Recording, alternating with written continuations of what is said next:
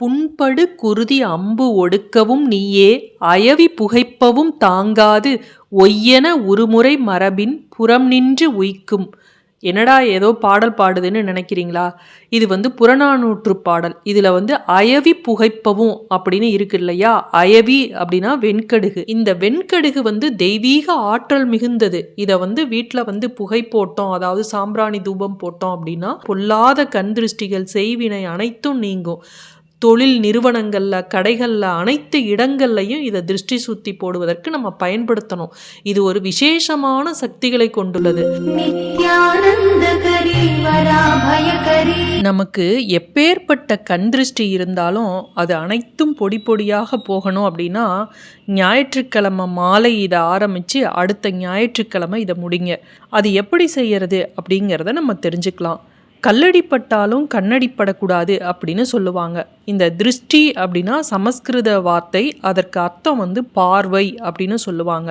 அதாவது மற்றவர்கள் பொறாமையாக நம்ம பார்க்குறாங்கல்ல, அப்பா இவன் எப்படிரா இவனுக்கு மட்டும் இப்படி ஒரு வாழ்க்கை அப்படின்னு நினைக்கிறாங்கல்ல, அந்த பொறாமை எண்ணம், அதாவது அந்த தீய பார்வையால், தீய சக்தியால் நமக்கு பல பாதிப்புகள் வரும். மற்றவர்களுடைய தீய கண் பார்வை நம் மீது படும்போது அது நம்மையும் சரி, நம் வீட்டில் இருக்கிறவங்களையும் சரி, அது ரொம்ப பாதிக்கும். ஒரு சிலர் நம்ம வீட்டுக்கு வந்துட்டு போனாலே பிரச்சனை மேலே பிரச்சனை வரும். அதுவரை நல்லா இருந்த குடும்பத்தில் அடிக்கடி சண்டை சச்சரவு ஏற்படும். கணவன் மனைவிக்குள்ளே சண்டை சச்சரவு ஏற்படலாம், அக்கம் பக்கத்தினருடன் சண்டை சச்சரவு ஏற்படலாம், உடல்நிலை நமக்கு ஏதாவது ஒன்று திடீர்னு சரியில்லாமல் போகலாம். அதுவரை நல்லா சாப்பிட்டுக்கிட்டு இருந்த குழந்தைங்க அதுக்கப்புறம் சாப்பிடாமல் இருக்கலாம். வீட்டில் குழந்தைங்க இருக்குது அப்படின்னா அது சதா அழுது கொண்டே இருக்கலாம். இது மாதிரி ஒருத்தர் வீட்டுக்கு வந்துட்டு போனதுக்கப்புறம் கெட்டதாகவே ஏதாவது நடந்துக்கிட்டே இருக்குது அப்படின்னா திருஷ்டி கழிப்பு அப்படிங்கிறத நம்ம செய்யணும்னு முன்னோர்கள் சொல்லியிருக்காங்க. நம்ம வீடு நல்லா இருந்தது, இவங்க வந்துட்டு போனதுக்கப்புறம் ஏதாவது குழப்பம் வருதே அப்படின்னு உங்கள் மனசில் ஏதாவது எண்ணம் உதிக்குது அப்படின்னா நீங்கள் கண்டிப்பாக இந்த வெண்கடுகை வச்சு இந்த திருஷ்டி தோஷம் அப்படிங்கிற கழிப்பு முறையை செய்யணும். ஒருத்தர் மனசில் இவங்க நல்லா இருக்காங்களே அப்படின்னு நினச்சிட்டாலே அது ஒரு திருஷ்டி தோஷம்தான். நல்ல எண்ணத்தில் நிறைய பேர் நம்மளை பார்க்கறதில்ல. நெருங்கிய சொந்தக்காரங்களாக கூட இருக்கலாம், ரொம்ப இரத்த பந்தமாக இருக்கலாம். அவங்க இவங்க நல்லா இருக்காங்களே, இவங்களுக்கு எப்படி இப்படி ஒரு தொழிலில் வளர்ச்சி, இவங்களுக்கு வியாபாரம் நல்லா இருக்கே, இவங்களுக்கு எப்படி திடீர்னு இப்படி பதவி உயர்வு ப்ரமோஷன் அடிக்கடி கிடைக்குது அப்படின்னெல்லாம் ஏதாவது நம்ம தொழிலை பற்றியோ குடும்பத்தை பற்றியோ நினைக்கிறாங்க அப்படின்னா ஒன்று மாற்றி ஒன்று பிரச்சனை வரும். பணப்பிரச்சனை வரும், ஏதாவது ஒரு பிரச்சனை வரும். அதனால தான் அந்த காலத்தில் விசேஷம் நடக்குது, ஒரு கல்யாணம், காது குத்து, எதா இருந்தாலும், சீமந்தம் எதா இருந்தாலும் 100 பேர் 200 பேர் வரக்கூடிய இடத்துல ஒரு 5-6 பேரோட பார்வை சரியாக இல்லாமல் இருந்தது அப்படின்னா கூட அதனால் நமக்கு பாதிப்பு வரும். அப்படிங்கிறதுனால தான் இந்த ஆரத்தி சுற்றி வீதியில் ஊற்றுவாங்க. அது மட்டும் இல்லாமல் பூசணிக்காவை வீதியில் உடைக்கக்கூடிய பழக்கம் இதெல்லாம் இருக்குது. அதில் மிக முக்கியமானது இந்த வெண்கடுகு. இந்த வெண்கடுகோட அருமையை பற்றி நம்ம பல பேருக்கு தெரியறதே இல்லை. இது அவ்வளவு மகிமை வாய்ந்தது. இதை நம்ம ஞாயிற்றுக்கிழமை ஆரம்பித்து ஞாயிற்றுக்கிழமை தான் முடிக்கணும். ஒரு சிலரோட பார்வை சரியாக இல்லை அப்படின்னு உங்களுக்கு அவங்கள பற்றி தெரியுது அப்படின்னா அவங்க நம்மளுடன் இருக்கும் வரை நமக்கு பிரச்சனைகள் தொடர்ந்துக்கிட்டு தான் இருக்கும். நம் வளர்ச்சியை கண்டு பெருமிதம் கொள்பவர்கள் மத்தியில் நம்ம இருக்கிறது தான் நமக்கு நன்மையை தரும். யார் உங்களோட வளர்ச்சியை பார்த்து பொறாமப்படுறாங்களோ அவங்க வந்துட்டு போனாங்க அப்படின்னா நிச்சயமாக இதை சுற்றி போடுங்க. அவங்களோட டைம் அதிகம் ஸ்பெண்ட் பண்ணுறத முதல்ல தவிர்த்து விடுங்க. இப்போ இதற்கு தேவைப்படுவது வெண்கடுகு 1 ஸ்பூன் அளவு இருந்தால் கூட போதும். இது அதர்வண வேதத்தில் இந்த வெண்கடுகை பற்றி நிறைய சொல்லியிருக்காங்க. திருஷ்டி சுற்றி போடுறதுக்கு மட்டும் இல்லை, வீட்டில் இருக்கக்கூடிய எந்த தீய சக்தியாக இருந்தாலும் சரி, மற்றவர்கள் ஏதாவது பில்லி சூனியம்னு எது வச்சுருந்தாலும் சரி, இதை பல விதத்தில் நம்ம பரிகாரத்துக்கு பயன்படுத்தலாம். அதன் மூலம் நம்ம வீட்டில் இருக்கக்கூடிய நெகட்டிவ் எனர்ஜி ஃபுல்லாக வெளியேற்றி வீட்டில் நல்ல ஒரு பாசிட்டிவ் எனர்ஜியை பெருக செய்யும். அடுத்தது இதற்கு நமக்கு தேவைப்படுவது சிகப்பு துணி. அது காட்டன் துணியாகவும் இருக்கலாம், இல்லை எந்த விதமான கிளாத்தாக வேணாலும் இருக்கலாம். சிகப்பு கலரில் மட்டும் துணி எடுத்துக்குங்க. இதில் வெண்கடுகு முதல்ல கொஞ்சம் வச்சுக்குங்க.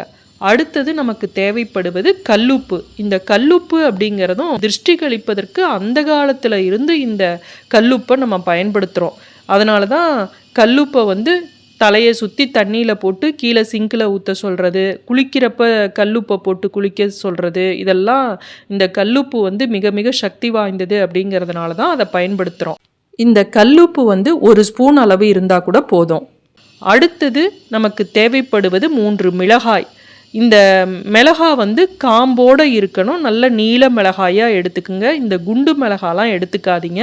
நமக்கு இந்த திருஷ்டி சுத்தி போடுவதற்கு, வீட்டில் உள்ள எதிர்மறை சக்திகளை போக்க செய்வதற்கு இந்த மிளகாய் வந்து பயன்படுத்தப்படுகிறது. அதனால தான் இந்த நிலவாசலில் மிளகாயை கட்டி வைக்கிறது, நம்ம சுற்றி போடுறப்ப இந்த மிளகாயை பயன்படுத்துவது, இதெல்லாம் செய்கிறோம். இப்போ இந்த 3 பொருளையும் நீங்கள் வந்து அந்த சிகப்பு கலர் துணியில் வச்சுருங்க. இதை நல்லா கட்டிடுங்க. அது எந்த கலர் நூலால் வேணாலும் கட்டலாம். இதை என்னைக்கு செய்யணும் அப்படின்னா, ஒரு ஞாயிற்றுக்கிழமை செய்யுங்க. ஞாயிற்றுக்கிழமை சாயந்தரம் 6 மணிக்கு மேலே இதை கட்டி நிலவாசலில் வச்சுருங்க. நிலவாசலில் மழை தண்ணி படாத மாதிரி இருக்கக்கூடிய இடத்துல கட்டி வைக்கணும். மேலே கட்டி வச்சுருங்க. அடுத்த ஞாயிற்றுக்கிழமை முதல்ல ஒரு கொட்டாங்குச்சி எடுத்துக்குங்க, இல்லை மண் பாத்திரம் ஏதாவது ஒன்று எடுத்துக்குங்க, இல்லை இரும்பு கரண்டி, சாம்பிராணி போடுவோம்ல அந்த கரண்டியை எடுத்துக்குங்க.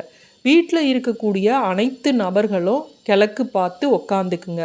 அதற்கு பிறகு இந்த முடிச்சை எடுத்து அப்படியே தலையை சுற்றணும். எப்படின்னா, வலமிருந்து இடமாக 3 முறை, இடமிருந்து வலமாக 3 முறை இப்படி சுற்றிட்டு, சுற்றுறவங்க யாரோ அவங்களும் தனக்குத்தானே அதே மாதிரி வலமிருந்து 3 முறை, இடமிருந்து வலமாக 3 முறை சுற்றிட்டு, அதை வந்து அந்த இரும்பு கரண்டிலையோ இல்லை மண் பாத்திரத்துலையோ போட்டிங்க அப்படின்னா எண்ணெயை கொஞ்சம் ஊற்றி எரிங்க. இல்லை கொட்டாங்குச்சி வச்சு அதுக்குள்ளே போட்டுட்டு அப்படியே டைரெக்டாக எரிக்கிறேன் அப்படின்னாலும் நீங்கள் எரிக்கலாம். ஆனால் கீழே வச்சோம் அப்படின்னா நமக்கு தரையில் வந்து கரியாக ஆகிடும் இல்லையா? அதனால் இந்த கொட்டாங்குச்சியில் வச்சிங்கனாலும் ஒரு மண் பாத்திரத்துலையோ இரும்பு கரண்டிலையோ வச்சு அதை நீங்கள் எரிக்கலாம். தேவைப்பட்டால் மட்டும் எண்ணெய் ஊற்றுங்க. கொட்டாங்குச்சியில் வச்சு நம்ம எரிக்கிறோன்னா ஆயில் தேவையில்லை.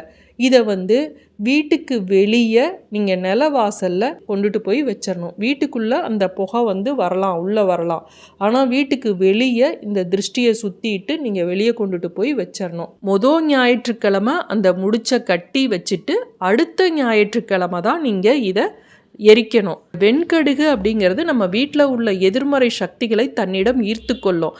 நிலவாசலில் நம்ம ஞாயிற்றுக்கிழமை கட்டி அதை 1 வாரம் நம்ம அப்படியே வச்சுருக்கோம் இல்லையா? அப்போ நம்ம வீட்டில் உள்ள எதிர்மறை சக்திகள் எல்லாம் அது தன்னிடம் ஈர்த்து கொண்டு நம்ம வீட்டில் நல்ல ஒரு பாசிட்டிவ் எனர்ஜியை பரவ செய்யும். தெய்வ சக்தி உள்ளது அந்த வெண்கடுகு.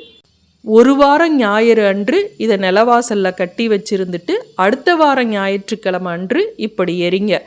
அதில் இருக்கக்கூடிய வெண்கடுகு வந்து படபடன்னு எரியிறப்ப நமக்கு இருக்கக்கூடிய திருஷ்டியும் படபடன்னு பொரிந்து எரிந்து பஸ்பமாகிவிடும் அப்படின்னு நம்ம முன்னோர்கள் வந்து சொல்லியிருக்காங்க.